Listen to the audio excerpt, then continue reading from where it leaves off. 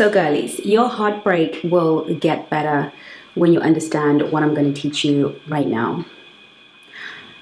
I have been working with women for my whole life, in all honesty. My mom was my first client.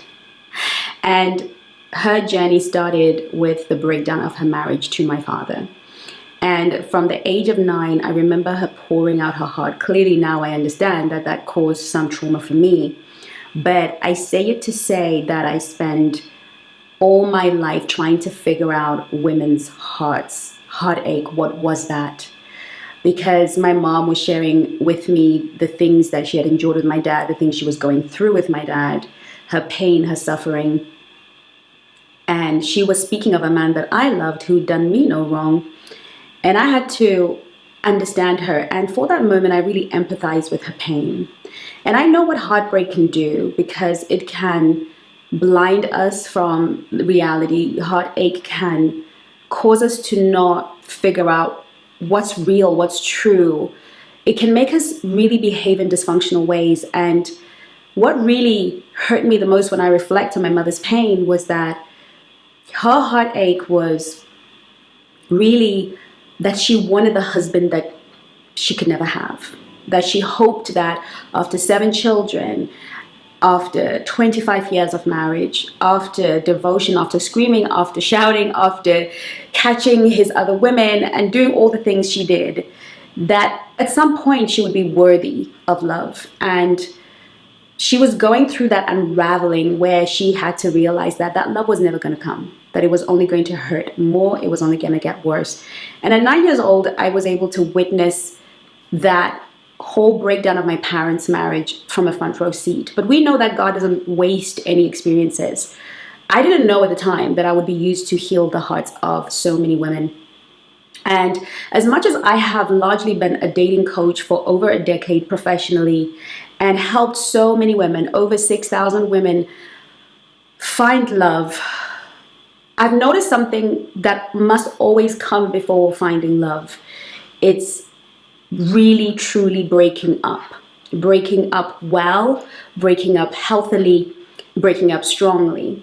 And you would say, well, Chengi, if they're coming to you to find love, clearly they're not in love. Yes. But what remains true for every woman watching this, you and I included, is, and every man watching this, is that every relationship we want to begin is predicated on how we ended the last one. So for a few weeks, we're going to be talking about heartbreak, breakups, regaining your confidence, getting over somebody, and supporting you through this season. Now, whether you are happy in love right now, trying to find love, wherever you are on the dating and relationship spectrum, I really want you to focus on this video, because it's going to set the foundations of dating for you and supercharge and circumvent 98% of what you have to go through. 90% of the disappointments, the confusion, have a lot to do with how you heal from heartbreak. So we're going to go through this, and I'm going to help you to get better at breaking up, dealing with heartbreak. And if you're going through heartbreak right now, you got to watch this, because you're going to feel so much better after this. For those of you who are new to my channel, my name is Chengi, and I help women attract men who are emotionally available.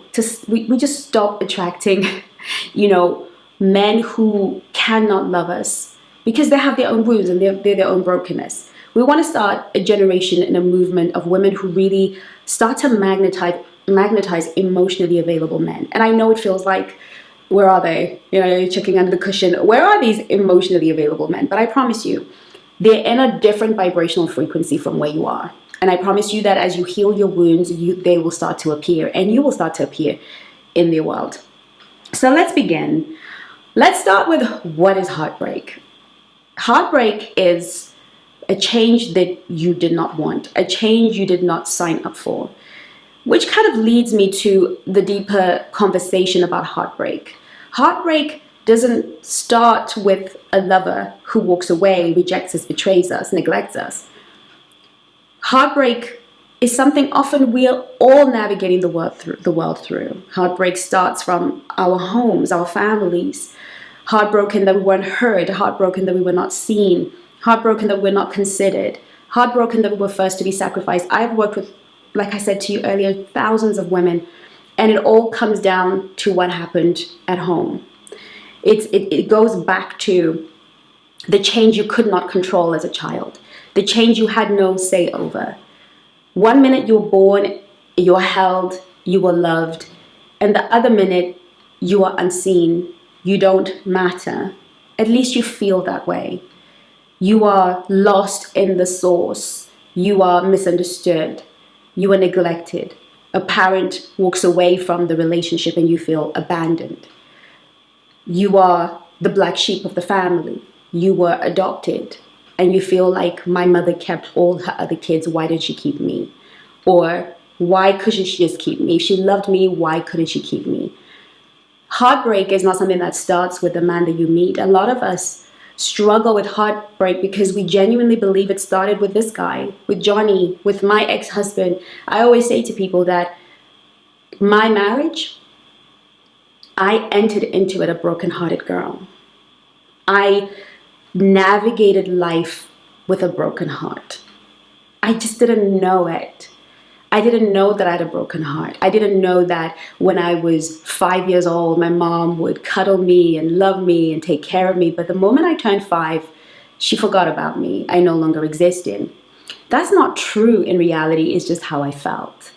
My mom tells me a story that when she was,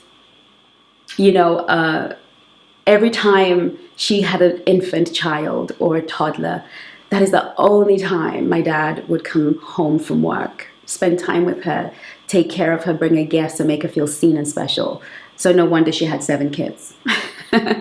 But what that also meant for her was she could only be seen, she could only be heard and cherished when we were young and needy. But the moment we turned 5, we were capable of doing things by ourselves, and my dad would abandon her. And in turn, she would unintentionally abandon us. And so I remember at 5 years old, feeling suddenly invisible, unseen, like I didn't matter. I remember it was 5 because that is the year that everybody forgot my birthday.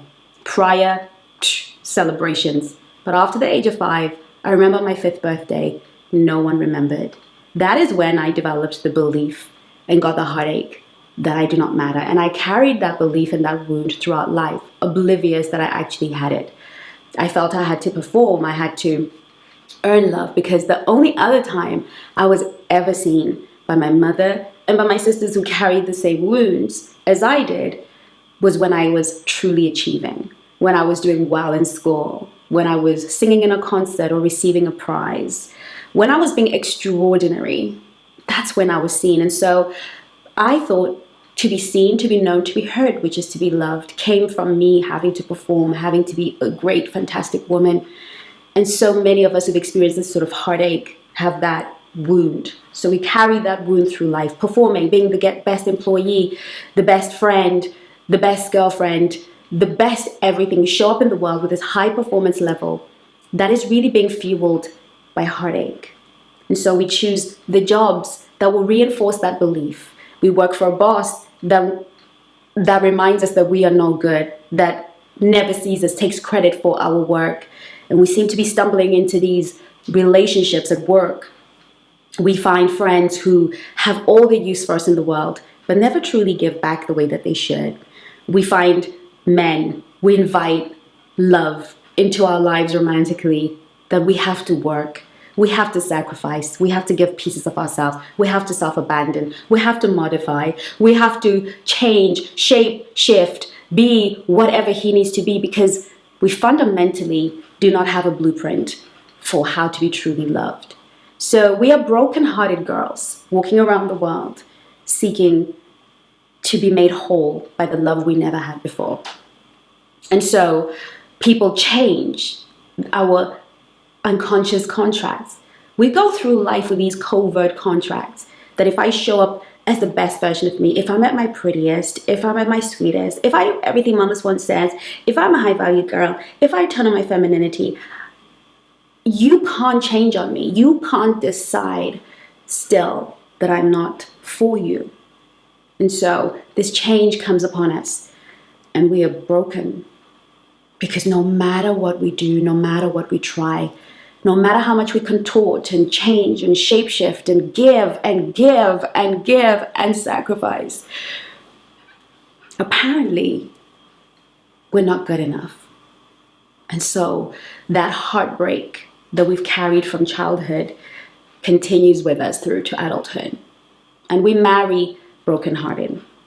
And it's a surprise to us when we get divorced, not knowing that a brokenhearted woman can never truly create love. This is why it's so important to always heal the brokenness of the heart before we can even consider inviting love in.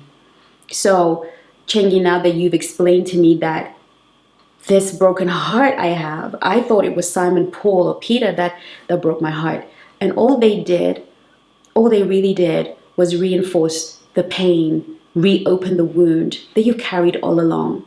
In order for you to truly change your love story completely, you have to be able to and be willing to look into your heartbreak.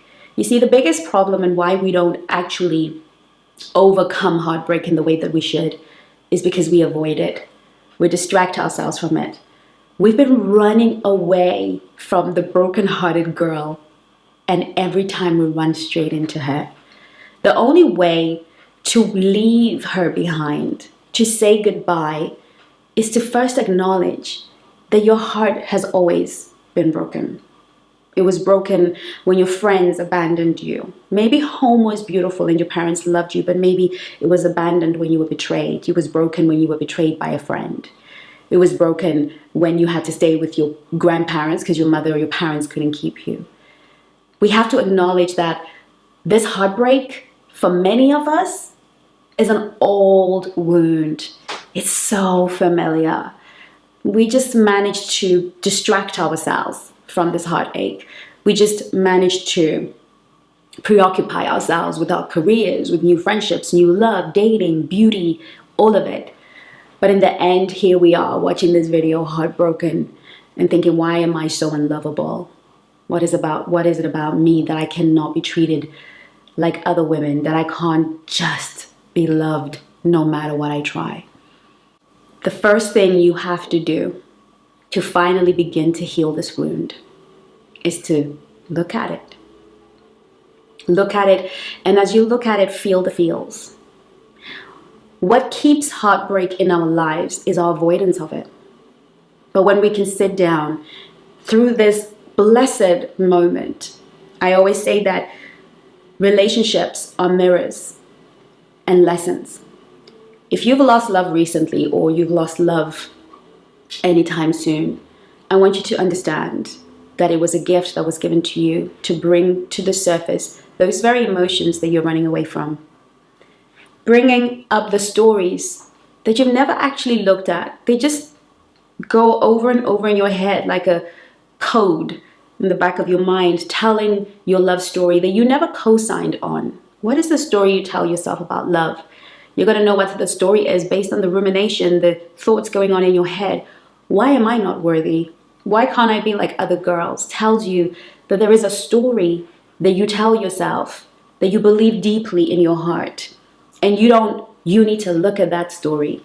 A girl that says, why can't I be like other women? What must she believe about herself? She must believe that she is different.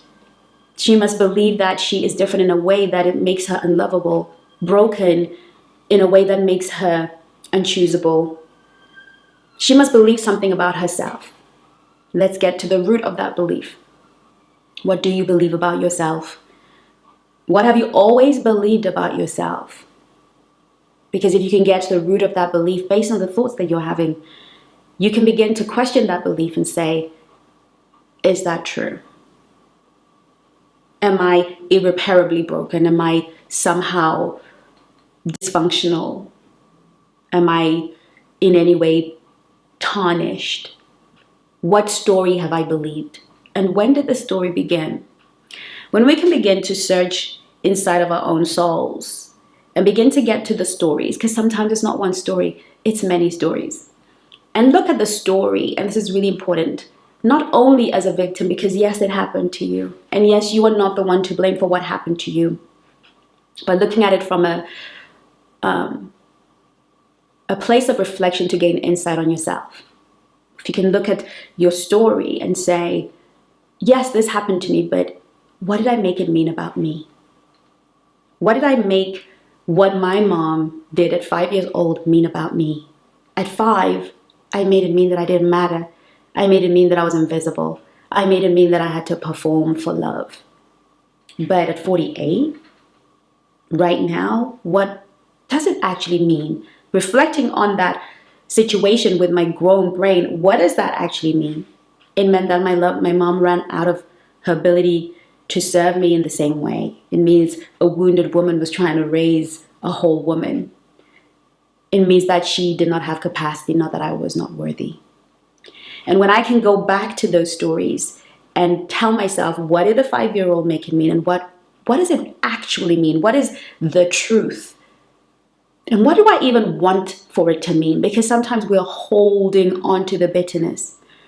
Because if I can come to that story and I can interrogate that story and I can make that story mean something way more empowering than this man who's just walked away. There isn't one, by the way, but there have been many. This relationship that has broken. What am I choosing to make it mean? What did I make it mean when he walked away? What did I make it mean when I felt I had to walk away? What did I make it mean? Is it similar to what that 5-year-old perhaps made it mean? Chances are what that 5-year-old thought it meant is probably what this 40-year-old, 30-year-old, 25-year-old, 18-year-old, whatever older version of you is making it mean. And if you can reflect on that story, on those instances, as a grown-up, at the age that you are, at 70, at 80, and see that you gave it the wrong meaning, then you are fully capable in this moment of looking at this love that feels lost, this love that hurts so bad to lose, and tell yourself what it actually means. Perhaps it means that he did not have the capacity for the long haul, that he maybe did not have capacity for all of you. Because to be seen, to be known, to be understood is not just for the girl that was performing for the on stage for love. It's not just the girl that is feminine and sweet and loving. Sometimes to truly be seen, to be known, and to be loved is for the girl who sometimes loses her temper, and sometimes she has a guard up, and sometimes she forgets that she's being a bit sarcastic and a bit rude. She's not saying all these things are right, but to be loved is to be loved when you're not flawless. To be loved, to be seen, to be known, to be understood is to be seen as all of you. The parts of you that don't always say the right thing at the right time, don't always respond to the right things at the right time, don't always sleep with a guy when you should, don't always, whatever rules you've given yourself. Sometimes some people don't have capacity for all of you. What can you make that mean?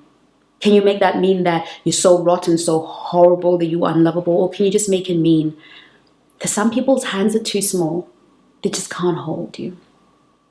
Some people's hearts have got so much of their own heartbreak that they don't have enough space or enough room for you. Can you make it mean that? Can you take the lessons, the things that you know you did wrong, and do better and heal them? Maybe you did too much, said too much, was rude, disrespectful. Yeah, we can own that because we're grown and we're accountable beings. But what are you going to make that mean? That because you made these mistakes, that you showed up in your authenticity, even though it wasn't easy to connect with, that you are irreparable, or that there's something so deeply broken with you? Or can you make it mean, wow, I get an opportunity to really be the best version of myself, to really show up for myself in such a way that I never have to feel this way again. I can truly be for myself, the kind of woman who knows I handled everything with dignity and with grace. Because there's no better feeling than leaving a relationship or losing a relationship where you know you showed up 5-star. Not because you are delusional and you think you're perfect, but because you were conscious through the whole process. You were conscious beginning, middle, and end. You weren't coasting. You weren't hoping. You weren't dreaming the way through. You were really present. We can take these lessons that relationships gives us and we can become a better version of ourselves. And perhaps we can get to a point where we radically accept the parts of us that we would rather deny, disown, reject. You see, to get over a heartbreak, you have to be willing to go into you. You have to accept the parts that he was not able to accept, because when we don't heal well, when we don't go in to the pain and sit in it, sit in all of the feelings, we will never know that they can pass. We will never know that they have a message for us. We will never know that we were always bigger than them, that who you are is bigger than what you feel. If we don't sit in the feelings and let the feelings hurt, because heartbreak breaks the heart. The next point you need to know is that your heart is broken, not your mind. This all happened and you knew better. You'd seen so many videos, but it happened anyway, because it was all locked up in here. We never got round to the soul, the truth of the soul, the subconscious mind, the body, the truth that is held in the body. It is your heart that is broken. It is not your mind. The only way to heal it is to feel it. You cannot heal your heart by rationalizing, going into your thoughts and trying to find all of the smart little reasons why your heart is broken. You cannot heal the heart by going into the mind. We can heal the heart by sitting in the pain. You see, mature women, black swans, grown women, the difference between them and little girls is that grown women can endure pain. We don't run from it anymore. We go to it, we sit in it, and we let it hurt, and we cry, or we don't, but we feel it, and we allow it to be, just be, and we allow it to tell us its truth. That Chengi, we've been here too long. That Jane, you don't have to hurt like this again. You see, the problem is when we don't sit through the pain and we use another person to be a bandage on our pain, the person we're going to choose is going to be the person that our wound called in. We have to deal with the wound. The third thing we need to do, or the next thing we need to do, is find a support system. Healing a broken heart is not a one-woman job. It takes a community. It takes an army. It takes a village, because healing heartbreak is not a sweet, loving journey alone. It is a battlefield. It is war, because you are fighting to live, to breathe, to be whole again. And sometimes when we go to war, it's not a one-woman job. So if you're anything like how I am, and you like to isolate when you're in pain, it's probably not the right move for you. What we want you to do is to reach out and touch somebody's hand. What you want to do is reach out and call in a friend, call on an army, talk about it, but more importantly, let them know that they have to hold you accountable to move forward, that they can listen to you, empathize, cry with you, but they can't let you keep talking about the same thing in circles. They have to disrupt and interrupt your thought process, give you other ways of thinking. The next thing you need to do is realize that you are going to be in a loop.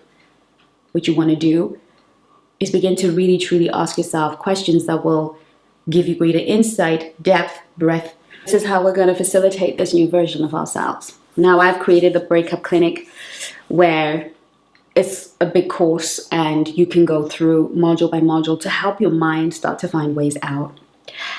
But I want you to know that the way to better, to feeling better when your heart is broken, is to actually feel.